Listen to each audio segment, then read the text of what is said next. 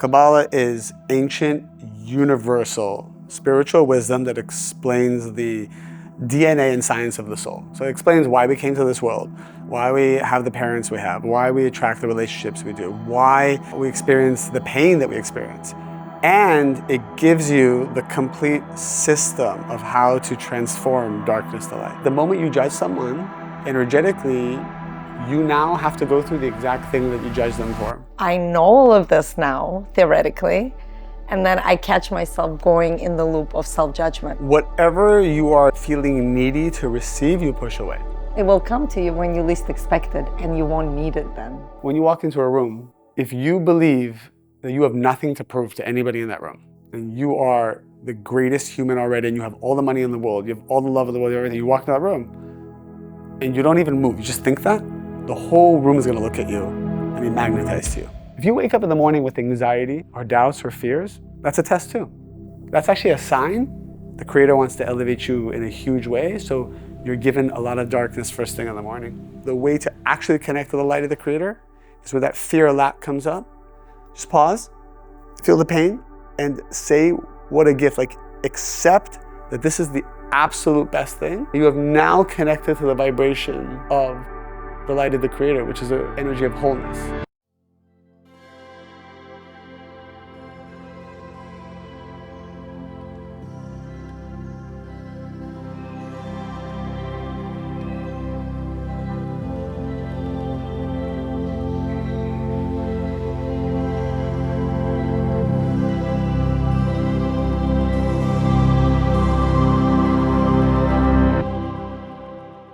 Hello, everyone, and welcome back to the podcast. I'm so excited today to have a very special guest, David Ghiyam. I've been a fan of your work for many years, especially recently when you've been putting it out there into the world and making it available to the masses. For those of you who are new to your work, David Ghiyam has been a renowned Kabbalah teacher for more than 20 years now, also a successful entrepreneur and a spiritual mentor to many.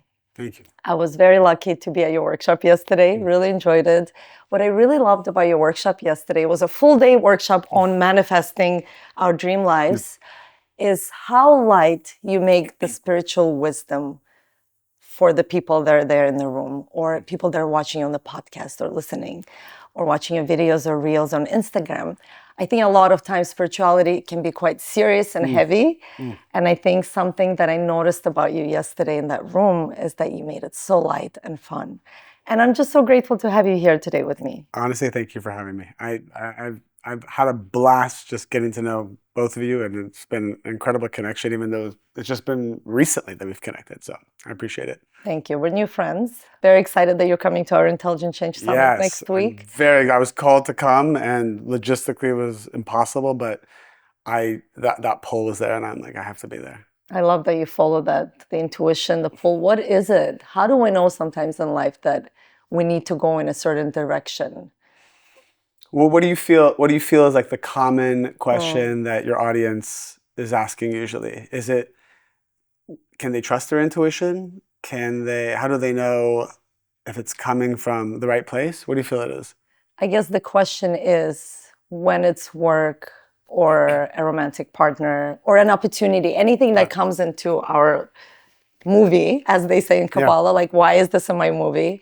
Because as I was sharing earlier with you today, I started studying Kabbalah very recently in January. Was it just January? Yeah, just this January. But a few of my friends have been doing Kabbalah.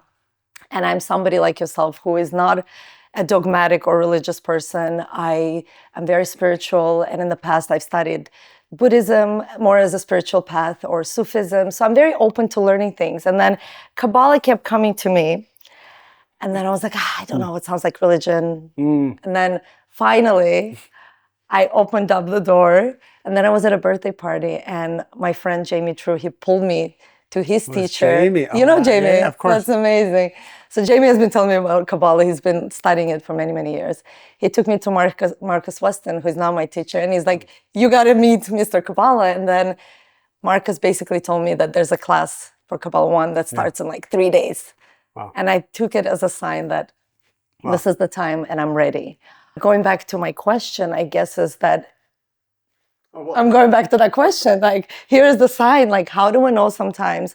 Because opportunities, people can come into our movie, as they say in Kabbalah, is that whenever something happens, you have to ask yourself, why is this in my movie? Whether it's good or bad. This is like one of the first things I learned in Kabbalah 1. And I thought it was so powerful. It's such a powerful question because it can shift your perspective from being a victim to being someone who is in charge. I think it's the most common question that's asked, which is, how do I know this relationship is the one? How do I know I should be staying in this career and moving on to something new? When should I be making these moves? People have so many questions about what and when, and what voice do they listen to? Do you listen to the people that are trying to influence you? Do you listen to your gut? What if your gut is coming from a place of fear or lack? So these are the main questions that people ask. I would probably preface it by sharing a little bit about what Kabbalah is for people who may not know, so there's context. Kabbalah is ancient, universal spiritual wisdom that explains the DNA and science of the soul. So it explains why we came to this world, why we have the parents we have, why we attract the relationships we do, why we experience the pain that we experience. And it gives you the complete system of how to transform darkness to light. It explains the purpose of why you came to this world. And so what Kabbalah just does so elegantly is it explains the why of everything. And then a person now has the knowledge to know why they're going through what they're going through, and as a result, manifest those miracles. Because if you don't fully understand the system, how can you win in this game of life? So I think that's really powerful for people. And it's not just about, do this to manifest, or do this to get your soulmate, or do this to make a little more money. Because a person can attract a partner into their life or attract abundance, and then they have chaos from it. Or a person can be so fixated on a certain person being their partner, and they push and they manipulate this physical world to make it happen. But they weren't meant to be together. And what you've just done now is bypass like a whole process of miracles that the Creator had already set for you. So that's what Kabbalah is. The main premise of Kabbalah is that there's two forces in this world. There's the force of what's called the Creator, which is this positive, endless force of fulfillment. And this is preceding all religions. Because as you know, everyone from every religion has been studying Kabbalah, and what they're saying is that Kabbalah is helping them understand their religion better and understand their purpose in this world. And so Kabbalah explains that this is force of the Creator, and all the Creator has done is created the souls of humanity, which are the vessels, the desire to receive this energy of the Creator. So our souls come down to this world, we don these bodies, and we have all these experiences in order to earn the light of the Creator. And what that means is when you connect with this light force, when your soul connects to this energy, that's when you shift to a destiny where the pain you're going through, the questions you have, the darkness you have disappears. When you're connected to the light of the Creator, that's how you draw in a soulmate. When you're connected to the light of the Creator, that's how you draw in abundance that brings blessings instead of chaos. If a person's going through a disease or a breakup or some kind of difficulty, the solution is always, how do I bind my soul to this universal energy that is waiting for me to connect to it? And as a result, when my soul does connect to it, in this physical world, the miracles will occur to shadow the spiritual work you just did. And so that is kind of the premise. I'll add one more thing. Because people always say, well, how do I connect with this light? And why are we disconnected from it? So when our soul comes to this world, it chooses to come into a disconnected reality, meaning we're not born knowing who our soulmate is. We attract relationships that, in fact, we're attracted to people that sometimes aren't good for us. We're attracted to food that isn't good to us. We're confused often about what is right and what is not. Why can't we just see the truth?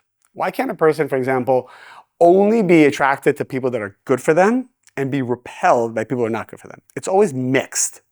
So our soul chose to come into that darkness. If you're going through doubts, darkness, and fear, these things are coming up, it's because your soul chose to come to this dark reality so that you have the free will to now act like the creator, and as a result, earn this light, this energy of the creator. And so how do you earn the light? Good question. How do you earn those miracles? You become like the creator. You mentioned that a few times in the workshop, and I kept thinking, like, what are some practical ways for us to be like a creator? So there's so many deep secrets about this, and I know it's a big question. I'm sorry? I know it's a big question, right? It's a big question. So what I always try to do is, because I'm trying to understand the people who are listening, and they're in the middle of like 100 things that they're doing, and they're listening to this podcast. What is something succinct like to give them that they can apply literally in the next hour? Let's say it's two things. One, the creator is on a vibration that is what the sages say is not reactive. So what is reactive behavior? It is any thought, word, or action which comes from lack or fear in order to connect to some kind of instant gratification. So what's going to happen is throughout your day, you will be tested and your lack or fear will be awakened. And what's being awakened is the part of you that is unlike the vibration of the creator. And it's being awakened to show you the delta between you and the creator. And so our soul actually is calling other souls to come in to trigger it. Our soul is calling in certain relationships, certain job dynamics, certain pain and suffering and trauma. Our soul is actually calling it in so that it awakens the parts of us that are unlike the creator. And so we often blame other people for treating us a certain way, or we blame society or the government. And a lot of people are talking right now about like I know in the US it's like this, the economics and the policies. All of those things are illusions.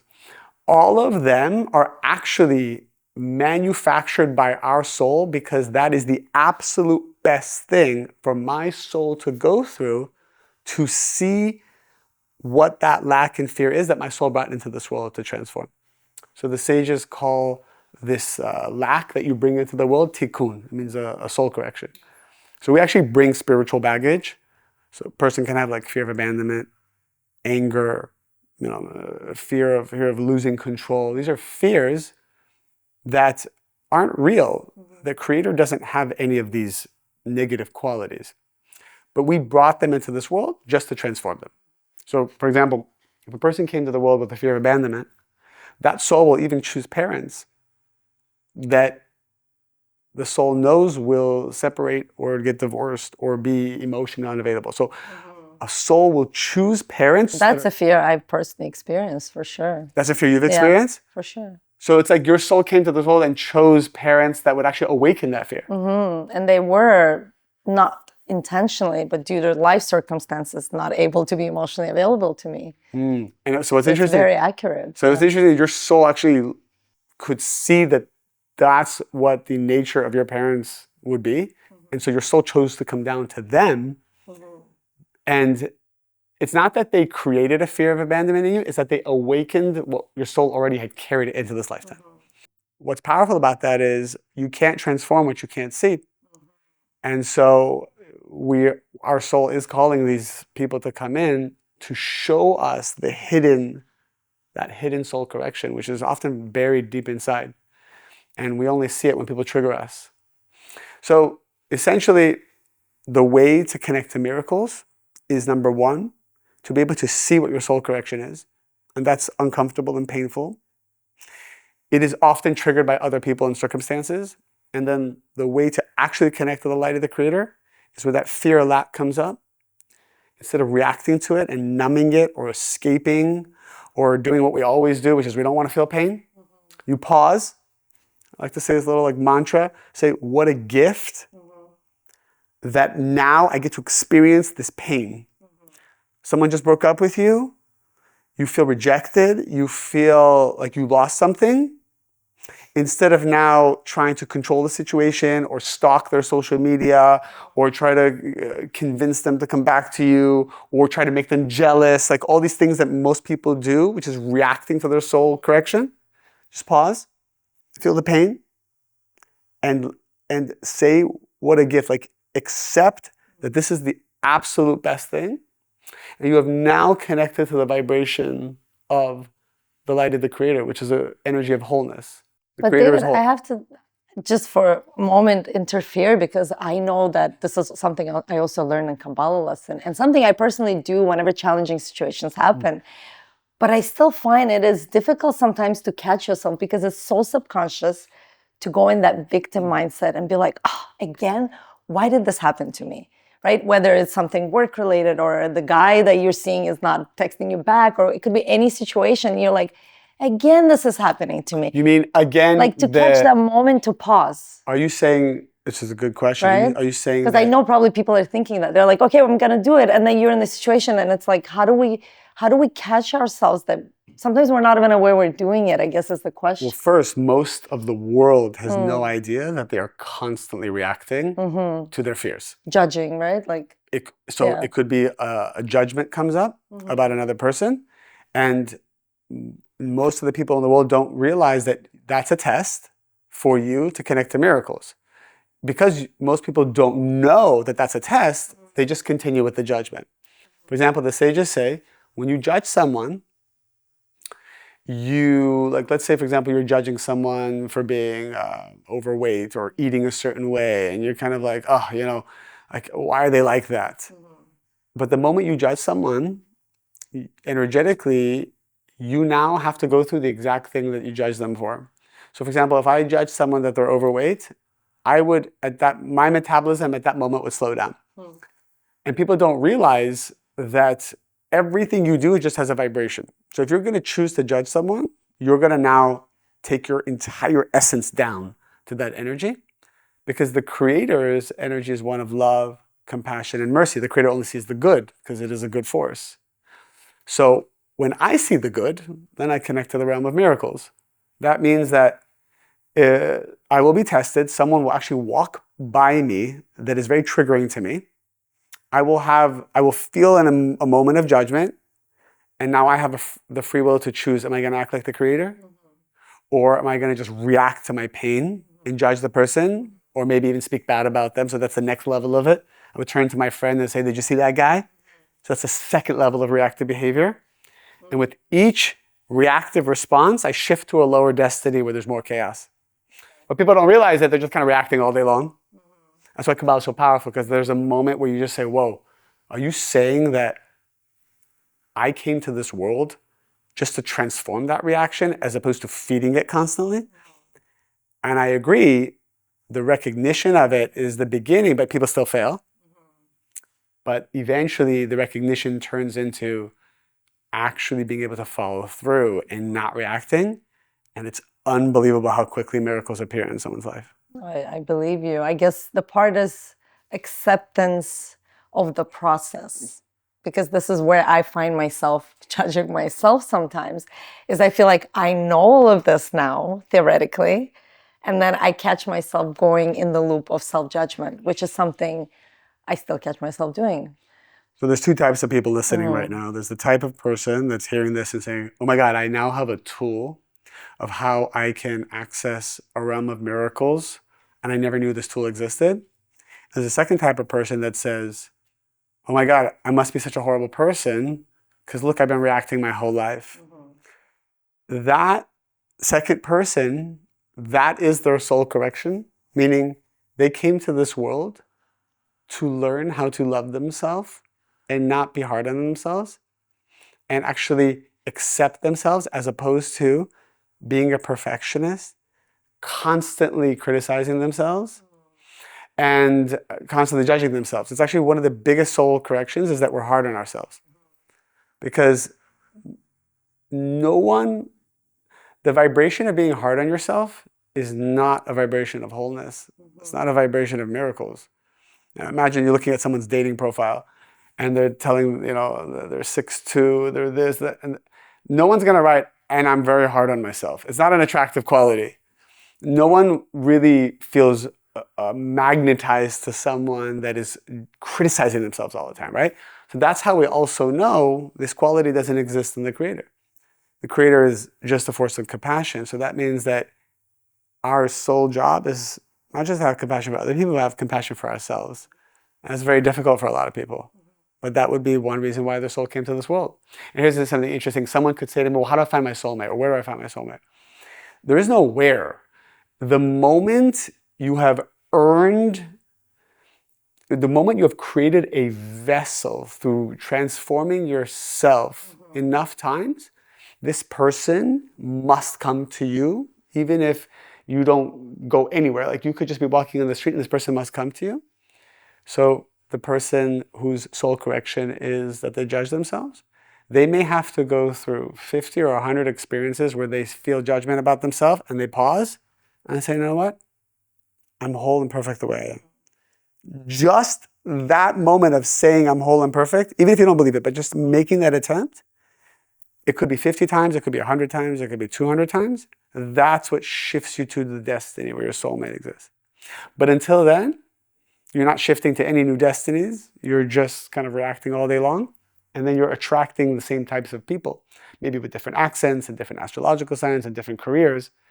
But it always becomes the same kind of relationship because you yourself haven't changed something inside yourself. And speaking of soulmates and love in general, is there just one soulmate, or are there many soulmates? You and I, we were just talking about it off camera. We went through a very similar situation where we were in happy, healthy, long-term relationships, and then they ended. So I have many questions when it comes to this. Let's start with one is, why is something good has to end on a spiritual level from the point of view of Kabbalah? If it's healthy and if it's not toxic, and if you felt like the person is a soulmate, why did it come to a completion? Okay. And how to accept that? Because I think many people listening now have gone through at least one breakup, or maybe are going through something similar that you and I have gone through. So, such a good question. I'm trying to think if I should give a simple answer or like maybe go with whatever feels right. I feel like your audience would appreciate a deeper answer. Yeah. So first we have to understand a soulmate. There are souls that come into our lives that are predestined to come in order to help us reach our perfection. So that is what a soulmate is. People have this idea that a soulmate is like this one fixed other half that like makes me feel euphoric all the time and it just feels right. It feels all these things. Nothing will ever feel right if you have darkness inside of you that you haven't changed. So you could be with the most amazing person. You could be in a crowd of the most amazing people. You could be with the most beautiful, attractive human who's so kind to you and checks every box. You will never enjoy that or fully experience it. And at some point you'll sabotage it if you have something inside yourself that hasn't been transformed. So a soulmate is not a person. I think a lot of people want a soulmate. What they're describing is they want that fulfilling feeling of a partnership, but that can only come when your vessel's not dirty anymore. So imagine, for example, I'm drinking coffee here out of this cup, right? It's delicious. It's a beautiful cup for the coffee. Imagine I finish the coffee and there's some residue of coffee, and then Alex brings me like a very expensive bottle of wine. He says, would you like some wine? I said, okay. And he pours the expensive bottle of the wine in this cup.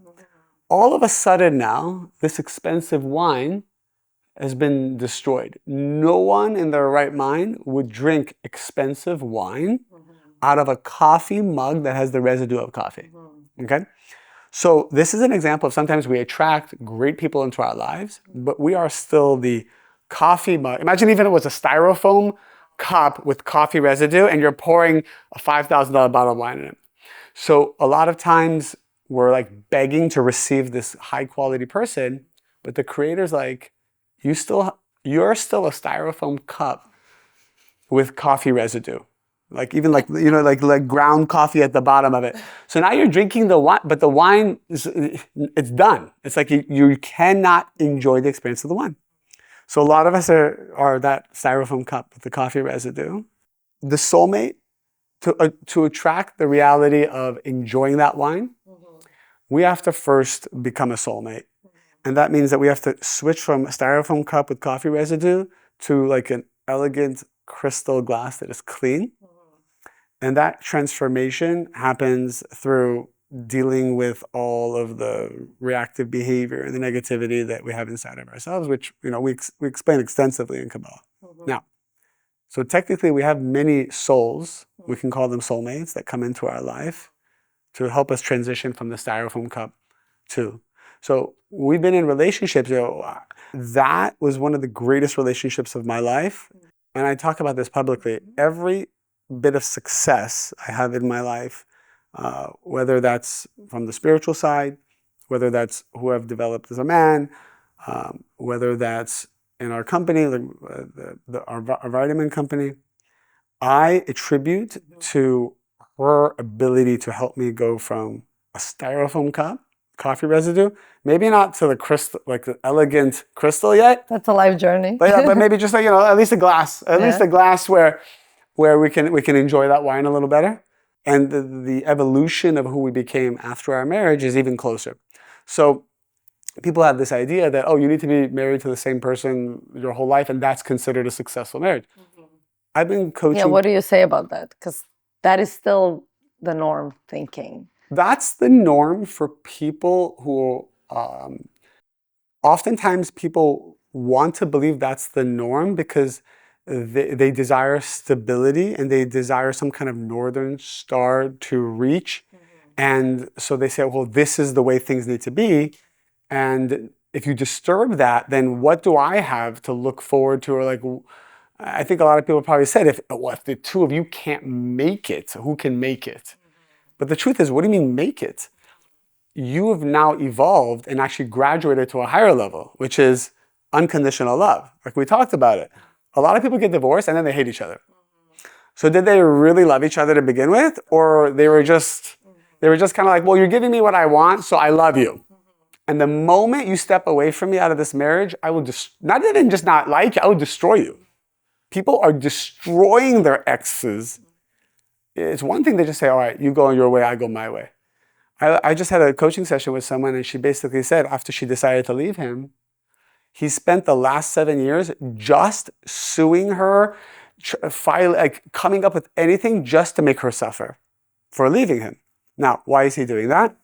Because he has a soul correction in this world to cleanse his ego and realize that he's already whole inside and to feel that even if he gets rejected, he still has everything. That's his soul correction. But he's feeling so much pain. If he just learned Kabbalah, just one class of Kabbalah, he'd realize, wait, this is a test. And if I actually just pause and I just love my ex, I will get everything. I just say, what I get, I will receive everything in life. He will become wealthier. He'll find another partner that will be amazing. He won't have drama. He won't have chaos. But he doesn't know that. He just feels he's in pain. And the way to remove that pain is to become vengeful. And then, but doesn't correct anything because now he's not on the vibration of the creator. He's on the vibration of chaos. And so the sages also write books written thousands of years ago. Often a person finds their soulmate in the second marriage, it says. Which means that the first one helped graduate them into a more pristine vessel. And then that pristine vessel could now attract. And they both can find the next level partnership. So we have to remove this, it's a limited mindset of if a person divorces, it's a stigma of not being successful. And going back to your situation, after your separation, you decided to lean into loving each other, which means that you actually now are embodying love more after the fact than when you both had a reason to love each other. I mean, we're married, of course we're going to love each other, and of course we're going to give to each other because we're bound financially, culturally, religiously, reputationally. But now you don't have necessarily a selfish attachment, and you're just choosing to do it. So it's even a higher level of love. And so every person in this world, to reach the vibration of the creator and see miracles, has to have the free will to employ unconditional love, which means every person in this world will at some point be disappointed and hurt as a test to see if they still give.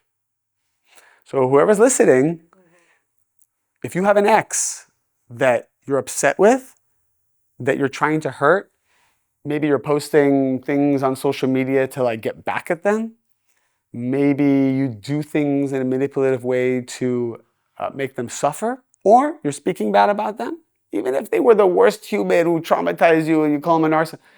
If you think your ex is a narcissist, it means you think the creator is a narcissist. And you're delaying the meeting of your soulmate. You're actually pushing your new wedding date out every time you speak badly about your ex. Because it just means that you're not accepting creation. You believe that there was a mistake made in creation, that this person found you and it was a mistake. The creator made a mistake. The creator didn't make a mistake. This person was the soul that was sent to you to help you be your perfected self. If you don't accept that, you have to repeat it again. There was a lot there. No, I love that. I'm also very curious in regards to free will versus fear. And when it comes in the context of like meeting the soulmate, how much free will is there? So if we do absolutely nothing, like you said, all we do is we raise our vibration, we do the inner work. Does that mean it's predestined and one day he's gonna come knocking on the door? You know, you're gonna go out to buy groceries or just go for a walk in the park and he's just gonna walk into your life? Or, and also out of fear, then could you self-sabotage that relationship? So this is a question for me, but also from a lot of girlfriends. I was like, I'm having David Ghiyam on and they're like, make sure to ask this question because obviously my community of friends, we all do a lot of inner work. Yeah. And yet obviously we all have the inner child that sometimes will get triggered in the relationships, and especially the romantic relationship, and might self-sabotage. Yeah. So I know there's a few tabs there. So the main question I heard, which we can answer, is when free will versus the exactly. When is there free will and when are things predestined? How much control do we really have? So the best way to explain it is there's both. When the soul comes to this world, there are infinite destinies that are already pre-written, ascribed to this soul. So for example, there's a version of me that's now existing in infinite destinies, each one better than the one before. And each destiny is already pre-written. So like if I go into a movie theater, there's 10 movies playing. Each of those movies have already been pre-written, pre-scripted, pre-acted, pre-filmed, and you're watching a movie. You can't, if you don't like that movie, you can't change the actors or the dialogue. That movie's playing for 2 hours and everyone's watching the same movie. Now, if I don't like that movie, my free will isn't to change that movie. It's to walk out of that theater and go into another theater that has a different movie playing, which is already pre-scripted. So what does that mean? It means that this life that I'm experiencing right now is already pre-written, predestined, everything, every relationship, every sneeze, every painful thing you're gonna do. Now, if you don't like it, if there's a problem with this destiny, you have pain, well, the people think, well, I'm gonna go change that person so they give me more pleasure. You can't do that. It's not gonna work. Even if it looks like it's working, it's gonna go right back to what it was before. So whenever someone is focusing on trying to change their partner or somebody at work, it's all a waste of time. Waste of time. It's actually very reactive and you're just delaying the process. You have to say to yourself, well, if I'm not enjoying this experience or feeling content, and maybe this marriage I'm not happy or this job I'm not happy, you have to shift to the next destiny or the next destiny. We don't know how many you have to elevate until you enter a movie where it's different and that pain doesn't exist in that movie. Now, how do you get there? The only way to elevate is when you experience pain and lack. So you have a great day, everything's going great, you can't shift. The moment a discomfort comes, someone rejects you, someone cancels on you, someone is going slow in front of you and it's driving you crazy, everyone's got their trigger. The moment that trigger comes, that is your free will to either shift up a destiny or down. And how many times do people get triggered in a day? And the more pain, thousands. And the more painful the trigger, the higher the leap. So if you're going through something that's very painful right now, like I think we're talking a lot about rejection in relationships because it's probably what people are going through. If you're experiencing a huge loss and a huge rejection, almost to the point like you feel like you're dying, you feel like so much was taken away from you, you feel like you wasted your time and you're getting old and all these things. If you actually pause right now and say, wow, I'm so happy it happened, even if you have to fake it. I'm so happy it happened. I accept it. I want to feel this pain. I love it. I have complete certainty that this was good. you could probably shift like 500 destinies or 1,000 destinies because of just how painful that was. Now, if you stub your toe and you say, okay, that's good, so you shift one. If you get cheated on or betrayed, like you found out that the person you're with is actually with somebody else for 3 months, that's very traumatic. But that pain, if you can actually say, you know what, even though I'm in pain, I have complete certainty that this is good. Pause. I'm not going to react. I'm not going to hurt them. You now shift 500,000 destinies. So it's almost like if you wake up in the morning with anxiety or doubts or fears, that's a test too. That's actually a sign the Creator wants to elevate you in a huge way. So you're given a lot of darkness first thing in the morning. And if you wake up and say I have a lot of anxiety, say, you know what, this is good. I like it. I like anxiety. I like the anxiety. I love it. I love the anxiety. I accept it. Pause. I'm not going to react to it. I'm not going to reach for a Xanax right away. You shift, and then you see miracles. When there's a great light that wants to be revealed, you'll be given a great darkness. I love that. It's almost not repressing, because a lot of us try to repress what is. That's right. And what I hear you say is like an overall theme in Kabbalah is that accepting that everything on your path is basically a gift to help you expand your vessel so you can receive more. That's right. Whether it's more light, better relationship, more That's abundance. Right. And the expansion only happens when you say, I'm going to feel that pain. So you literally feel that pain. Like if she left you or he left you, actually, this is the advice I give. I want you to visualize them finding their new relationship like right away. And guess what? That person's more attractive than you. In fact, he committed to her. He's going to commit to her right away. They're probably going to get Most people will be like massively triggered by that. Massively triggered. In fact, they're going to get engaged in 3 months. And they're going to have a baby right away. And they're going to be so happy and post all these photos, going to be celebrated. And they're going to have a dream wedding in Italy. It's going to be beautiful. You didn't get an invite. And you're not invited, that's for sure. And all your friends are. And I want you to fully feel that and say, I love it, I accept it. You will shift. You will see miracles beyond your wildest dreams. Now, what do you tell someone who is... Wait, I'm going to ask one more thing, because I know I heard someone saying, well, I heard if I visualize that, I'm going to manifest it. I want to be very clear about something. When you visualize something proactively to feel the pain and diffuse that pain, you're not manifesting that reality, you're manifesting the miraculous version of that. When we're manifesting negativity is when we're kind of going on our day and then negativity comes to us and hijacks our mind and we dwell on it. Like all of a sudden you have a fear that they're going to leave you, they're going to fear you're going to leave you, and you dwell on it. That's reactive, and then you actually manifest them leaving. But when you sit down and say, you know what, I'm going to control the pain. I choose to feel the pain because I know the pain's an illusion. That doesn't manifest pain, that manifests healing and blessings. Just want to make that distinction. Thank you. Another question that is related to what we're speaking, I guess, for someone who is doing a lot of inner work, maybe they're studying Kabbalah, maybe they're in therapy, they're doing their best to bring more light and focus on what they have control over, which is themselves. And they feel like they're doing all the right things, but the thing that they want is not manifesting yet, whether it's starting a business or getting their dream job or meeting the soulmate. And they're like in that pause, the transition in between. And it's not happening. Yeah, it's painful. I have a lot of friends like that where I know they quit their corporate job, they have this big vision, and they're putting in the work, and it's just, they're not there yet. They're not getting the clients, and it's some days they're happy and excited and they're feeling great, and some days they feel like crap and they're defeated. So what would you tell someone who, is doing their best, but sometimes finds themselves in these in-between moments where they feel down? Is it also like pause and say, what a gift, I feel down? Whatever you are feeling needy to receive, you push away. So you might be doing all this work to try to manifest something, but the truth is, you do all of this work, but you are going to still delay the manifestation if you are needy for it. So the final part of this work is, I am as whole and fulfilled with or without that thing.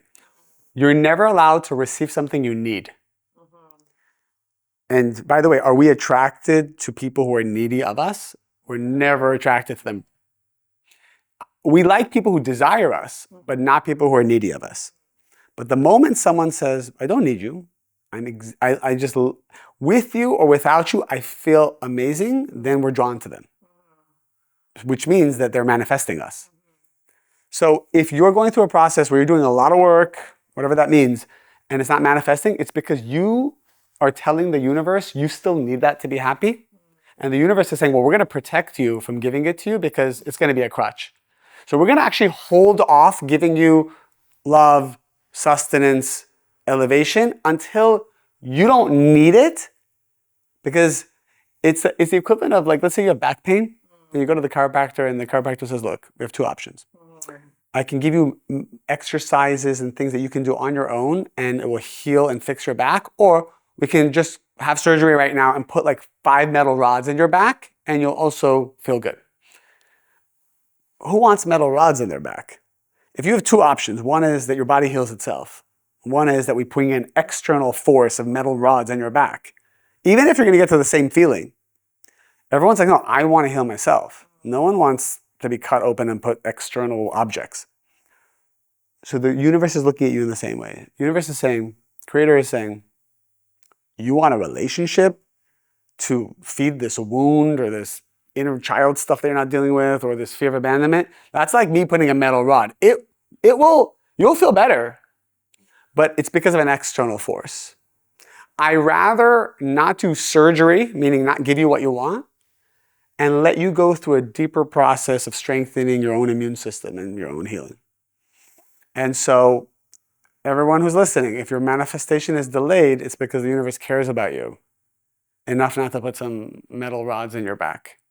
That's such a beautiful example, Wow. David. I feel like it really hit me. Like, I really get it now. And I think it's so important to bring these real life examples, because I think people sometimes are almost there with the understanding of a concept or philosophy, but it makes so much sense. The universe wants you to be secure, and it wants you to be independent in a way, like emotionally, physically, in any way, right? Whatever you are trying to manifest. And I feel like, and I want to hear what you want to say, is that then it will come to you when you least expect it, and you won't need it then, right? As soon as you don't need it, it's called receiving by the way. When it's by the way, you can get it. When you're looking at it, it runs away from you.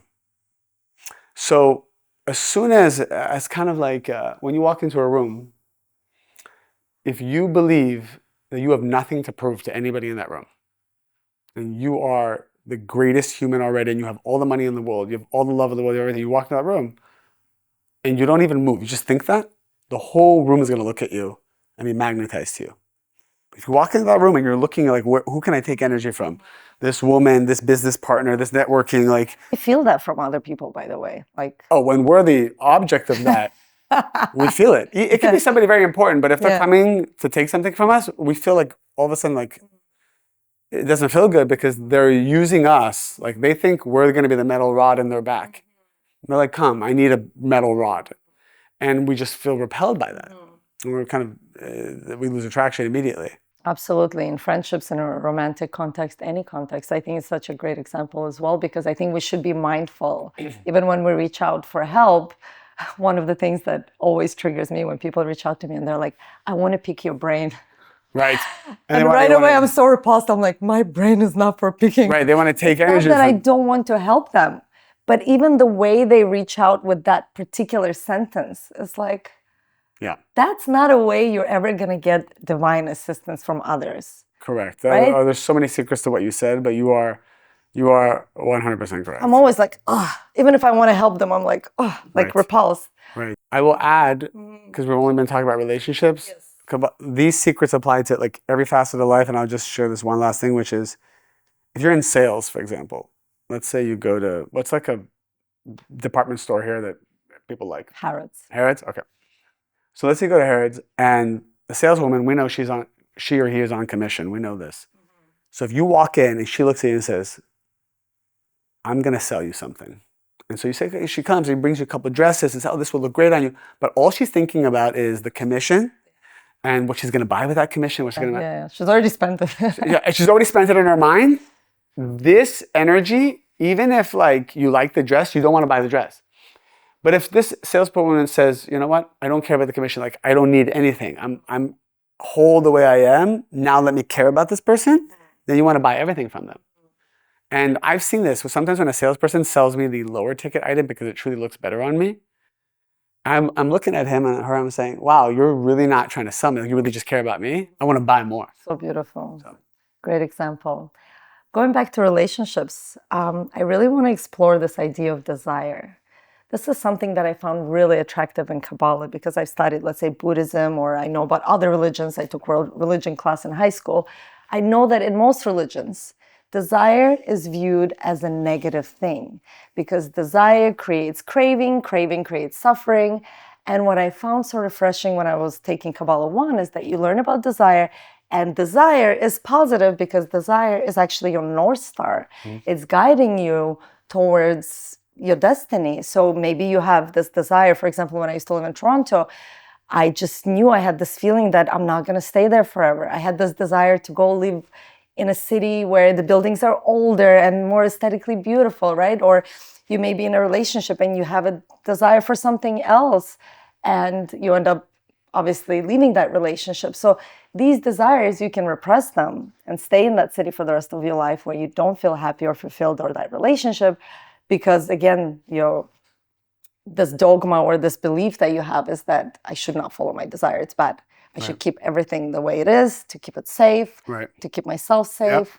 So I really would love to explore this concept of desire because I also question sometimes, and I didn't go deep into it in my Kabbalah class, but can desire be fake as well? So as we talk about desire, can you maybe go there as well? Like, are all desires true or can desire be bad? Okay. Thank you. So what is the desire is the capacity to receive, which means that we want to expand our capacity to receive because what it does is it allows us to reveal creation. The Creator wants to give to us, and the way to give to us is expanding our desire to receive that. Now, it's kind of like a parent and a child. We want our children to desire to receive everything from us. Not when a child doesn't want your time, attention, energy, love, wisdom, you take it personally almost.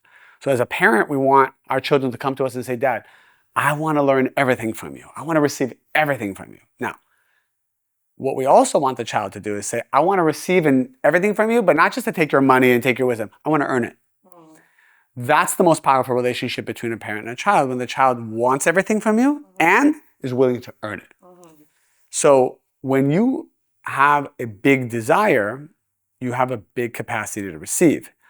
When desire equals craving, the reason why craving equals suffering for people is because at the moment you crave, you need to realize now it's about transforming that craving from a reactive craving to a proactive craving. And that's a whole process that Kabbalah explains. So you have this big desire, but it's not a desire to just feed your lack and feed your emptiness. It's a desire to receive, not a desire to take. So you basically say, I want everything, but I'm not going to take it. I'm going to now work on myself spiritually so that I can receive. The world will now give to me what I'm meant to receive. So I'm not going to shrink my desire. I'm going to keep a big desire, but I'm going to wait patiently and do my spiritual work to allow it to come. So what happens is then the world serves you. The world gives you. The world brings things to you, and they have pleasure giving it to you. So the example I share is, imagine it's your birthday, and your friends throw a surprise party for you, and you don't really know about it. You come home, you're hungry, and you're kind of disheveled, and your friends like say, surprise, surprise. And you're like, wow, you're kind of like, this is nice. But you're like so hungry, so like you go to your kitchen, it's your house, your friends are having a party, and you open the fridge and you see like a cake that your friends made for you. They put it in the fridge. You say, look, it's my birthday. I'm hungry. I'm not going to wait 20 more minutes for this cake to come out. So you just kind of start eating the cake. And you don't even take the cake out and cut it. You just kind of like, you stick your hand in it. There's your hand. You're taking, you're putting like cake in your mouth, like in the fridge, like an animal. And then all your friends come in because they want to like bring the cake out for you, and they're watching you eat the cake, like with cake on your face, like with no restriction. And your friends are looking at you like that energy. So that's what we do in life. We have the desire, and instead of waiting to be served the cake, we just take the cake. And then everyone's upset with us, and we feel like an animal. We feel shame and we feel guilt. All you had to do is look at the cake and say, I want the cake. Of course I want the cake. Wait, pause. I'm going to not need the cake. I'm not going to have that. I'm not going to let my hunger now control me. I'm going to wait to receive it. 10 minutes later, they come bring the cake, the celebration, everyone's singing, and you take that first bite, and everyone's smiling, and then you enjoy the cake, and everyone's enjoying. So this is a metaphor for, don't take that girl, don't take that guy. How do you know they're even for you? Pause, wait, let things come to you. Let the creation celebrate you. Don't be a thief. Everyone's just needy and they're hungry for stuff and they just take things, and then if the whole world is watching you right now, would you be ashamed? It's usually the question you can ask yourself. Would I be ashamed? Would you be ashamed if what you were doing? When you're doing something. If a billion people could read your mind and your thoughts with what you're doing at that moment, would you be ashamed that they could see and feel? As opposed to you let go, not shrink your desire, have a big desire, but let go. You allow things to come in the right way. And you just do your work. You just keep elevating your consciousness, your certainty, your qualities of the creator, and then watch things come. So that's a very deep concept. But I just wanted to this word certainty you just said, and you mentioned that many times in the workshop yesterday as well, have certainty. And how can people develop this faith, essentially, is that whatever they desire, whenever the time will be right, it will come to them. Is there anything you can recommend to people who are watching or listening? How do we develop this faith for those especially who have not practiced it before? So this is another, in Kabbalah, in my courses, we kind of talk about, this is another quality of the creator, this is another quality, and kind of gradually help elevate people's consciousness to implementing these qualities. One of them is certainty. Having certainty that everything is good, everything is for the good, everything is from the creator, even the stuff that you don't agree with, that's very painful, is the vibration that is so important for miracles. If you want to create the vessel for miracles, this can only happen with certainty. If you have doubts, and you're always thinking about the future or worried about the past and all these things, so your vessel is shrinking constantly. And so the energy can't enter it. Your vibration is totally going to be attracting more darkness. So we learn that certainty, not certainty that he's for me, and certainty that I'm going to buy that house is mine, not specific certainty. I'm talking about the general certainty of everything is good, everything is helping me get to my vessel for miracles, even if it's painful, and I'm unwavering about that certainty. Even if it's dark, I have certainty beyond my logical mind that what I'm going through is exactly what I need to be going through, and I'm happy about it. Thank you for that. It's a beautiful wisdom to wrap this podcast episode with. Thank you, David, for your time, for your energy, for your presence. Thank you. I know you've had very little sleep, so I really appreciate it. Guys, you have no idea. Still adjusting to this time zone in London. Thank you again. Really appreciate you, and looking forward to, getting to know you better, and also having you back on the podcast one day when you're back in London. Love that. Thank you so much. David.